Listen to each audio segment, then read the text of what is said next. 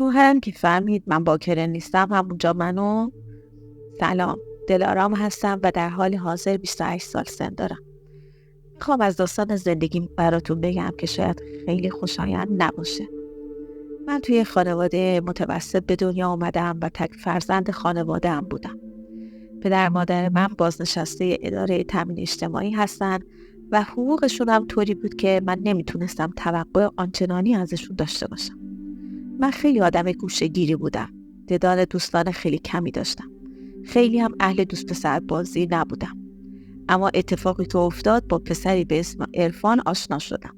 این یادم میاد زمانی که کلاس اول دبیرستان بودم با دوستم مهراسا و دوست پسرش رفته بودیم کافه. عرفان هم همونجا بود. من و عرفان اون روز خیلی گرم صحبت شدیم و خیلی از هم خوشمون اومده بود. عرفان 1 سال از من بزرگتر بود. اون شب عرفان ازم شماره‌مو گرفت و گفت که قصدش برای رسیدن به من جدیه. گذشت و ارتباط من و عرفان گرم و گرمتر شد. آتش عشقم خیلی زیاد بود. من و عرفان بعد از گذشت 1 سال ارتباطمون به هم گفت دلارام میخوام بیام خواستگاری. بعد از اینکه از سربازی بیام و به هم تأکید کرد که ضمن خوشامدگوییتون به کانال داستان سرای خیانت اگه به تجربه های جالب و داستان های واقعی علاقه‌مندید خوشحال میشم که کانال ما رو سابسکرایب کنید و با زدن زنگوله از زمان انتشار ویدیو با خبر بشید. عرفان بهم تأکید کرد که درس نخونم و منتظرش بمونم تا از سربازی برگرده و با هم ازدواج کنیم.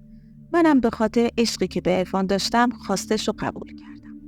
پدر مادرم با من مخالفت کردن که این کار رو نکنم. اما من پامو توی کفش گذاشتم که نمیخوام به دانشگاه برم. بالاخره 2 سال گذشت و سربازی عرفان تموم شد. قرار بود که به خواستگاریم بیاد و همین اتفاق هم افتاد. عرفان به همراه خانواده‌اش به خواستگاری من اومدن. جلسه خیلی خوب پیش نرفت و پدر عرفان بابت وضع مالیمون و در شأن نبودن ما در برابر خانواده اونها مخالفت کرد. پدرم بعد از رفتن اونها منو نصیحت کرد و گفت درستو نخوندی تا با این پسر ازدواج کنی؟ اون شب انقدر حالم بد بود که نمیدونستم چیکار کنم. فردای اون روز عرفان بهم زنگ زد و گفت که برای دیشب متاسفم، اما پدرمو راضی کردم. یه لحظه به خودم اومدم و این مسئله رو با پدرم در میون گذاشتم. با کلی دلیل و منت بالاخره پدرمو راضی کردم و بعد از چند هفته من و عرفان عقد کردیم. پدر عرفان برامون یه خونه خرید و پدر منم با کلی قرض بدهی برامون جهیزیه گرفت. من و عرفان شب عروسیمون خیلی خوشحال بودیم. من که انگار داشتم تو آسمون ها پرواز میکردم. بالاخره من و اون شب با هم تنها شدیم. اما اتفاقی افتاد که اگه تا اینجای ویدیو براتون جالب بوده پس همراه ما باشید چون تا آخر قراره حسابی شگفت زده بشید. بعد از رابطه از من هیچ خونی نریخت. عرفان رو دیدم که عجیب منو نگاه میکرد و از من پرسید مگه غیر من با کسی بودی؟ من با کلی قسم بهش گفتم اصلا اینطوری نیست. خلاصه اون شب به بدترین حالت گذشت. بالاخره صبح زود با پیشنهاد من دکتر رفتیم تا دکتر منو معاینه کنه. خانم دکتر بعد از معاینه گفت که بکارت شما ضخیمه و فقط با زایمان از بین میره. عرفان نفس راحتی کشید و شکش نسبت به من برطرف شد. پیش خودم گفتم که چرا عرفان منو به این شک خودش فروخت؟ منی که چند سال عشقمو به پاش ریخته بودم انگار بعد اون اتفاق حس و علاقه‌ام رو نسبت بهش از دست داده بودم. بعد از گذشت چند روز به عرفان گفتم که میخوام ازش جدا شم.